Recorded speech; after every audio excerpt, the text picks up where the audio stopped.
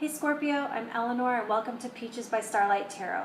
This is your weekly pick a card reading where we're talking about your weekly energy, which is the here and now, the present moment, and your monthly energy. You're showing up as the King of Swords, master of your intellect and rational thought process.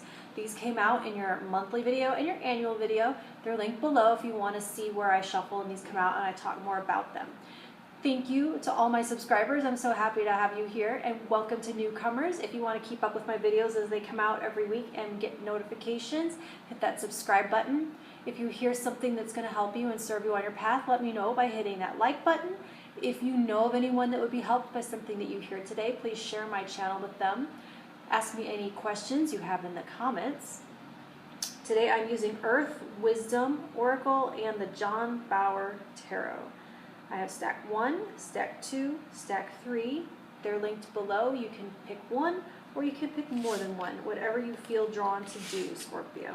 Stack 1, you have 3 of Wands, 7 of Cups, practical intuition,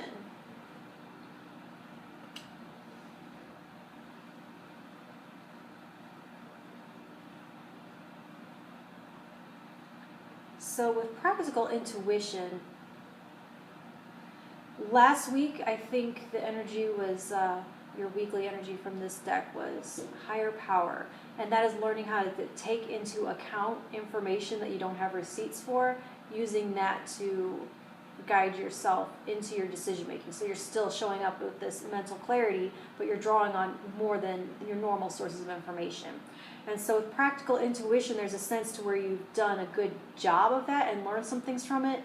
And while the insights may have been kind of spiritual and ethereal at the time that they came in, you're learning how to solve real world problems with that information.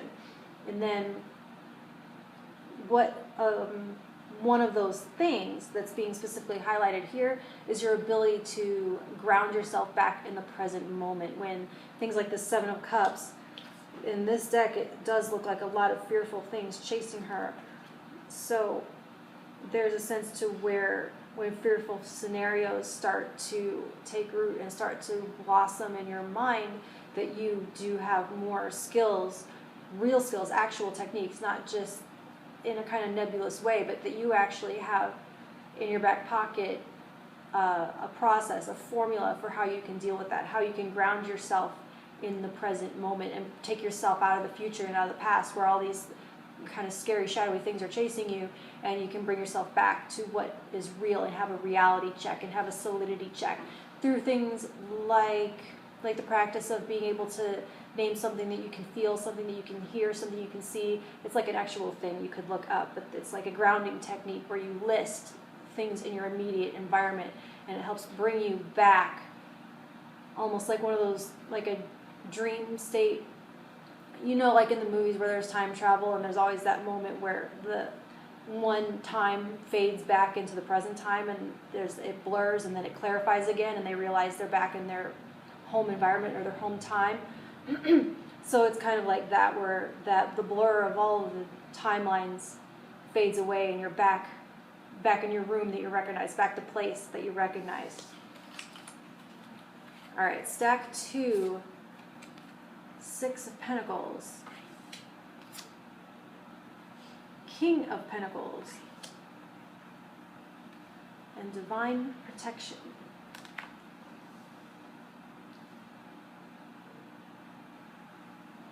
So you do have 2 kings here, showing several aspects of mastery and reward, which is going to be in your area of the physical, which is financial and health and all those things, like in your real environment. And then you have the king here, which is going to be of your mental, your mindscape, your mental space.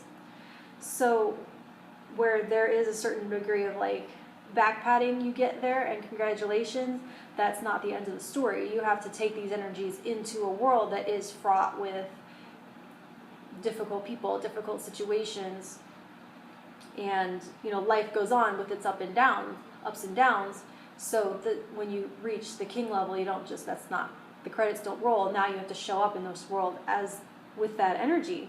And so what this divine protection is, protecting the progress that you've made and protecting this energy that you've achieved and the rewards that you've received because of it, that you earned, that divine protection is going to be a sense of gratitude and generosity that comes from, like, mine attitude is going to leave you vulnerable for loss and for backpedaling and for backtracking and to lose some of these rewards and progress that you've made and to level down, which is something I've never heard. You hear level up, you never hear level down, but it can happen. So it's because you recognize that you've kind of been on both sides and you know what it's like to walk both sides, and that you know that a lot of times even you could at times, with as much as you've achieved, be one disaster away from having everything be gone, and that no one's immune. And so there's a degree of acknowledging even if it wasn't all luck, if you did work hard, nothing is no luck. There's always some. And so there's some gratitude required. That's what brings you back to this present moment. That brings you back to acknowledging what you have right now, because it's in that gratitude that you realize that anything could change at any time. So come back to the now where you do have all of this and you have achieved all of this, and allow a generosity of spirit, because you know what it's like to be on either side and you know how quickly things could change. And so that is what that divine protection is that generosity of spirit and the gratitude. All right, stack 3, 9 of Swords, 6 of Cups, creativity,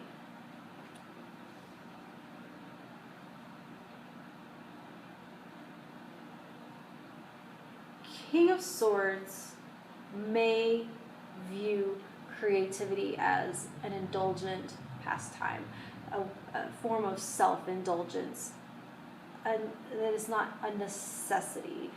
Like, it's just like something, it's an extra thing of life, that art isn't necessary, or that creativity isn't necessary, that it's a luxury.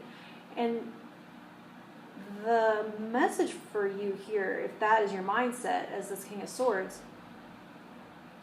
is that it is actually a tool, a very practical and real tool to achieve flow state, to ground yourself in the here and now.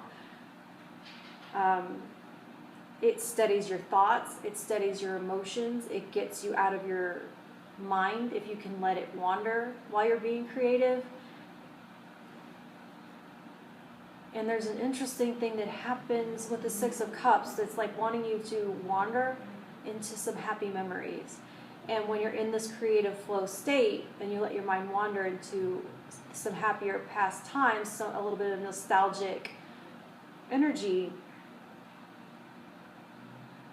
I'm kind of just channeling an experience that I've had here. But when you're in flow state and you're working and all you hear is the pull of the thread through the fabric or whatever, and it's all, the whole rest of the world fades away except for the experiences, the sensations that you have while you're creating, and your mind shuts up, and sometimes all the like childhood memories will wander in, and sweet feelings and sweet memories will wander in.